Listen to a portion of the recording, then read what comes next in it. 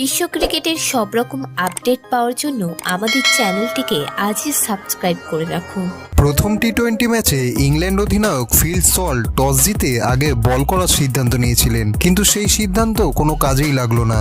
শুরু থেকেই চালিয়ে খেলতে থাকেন দুই অজি ওপেনার। ম্যাচের পঞ্চম ওভারে বল করতে আসেন স্যাম কারেন।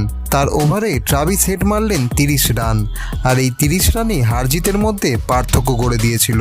দ্বিতীয় ইনিংসে ব্যাট করতে নেমে ইংল্যান্ড কখনোই সেই রান তাড়া করার মতো পরিস্থিতি তৈরি করতে পারছিল না। 52 রানে 4 উইকেট তারা হারিয়ে ফেলেছিল। লিভিংস্টোন ছাড়া তেমন কেউই এদিন পারফরমেন্স দেখাতে পারেননি ইংল্যান্ডের হয়ে। ম্যাচের পরে এদিন ট্রাভিস হেড বললেন, ক্রিজে নেমে মেরে খেলতেই ভালোবাসি, জানি সবসময় সেটা সম্ভব হয় না, তবুও এভাবেই খেলে যেতে চাই।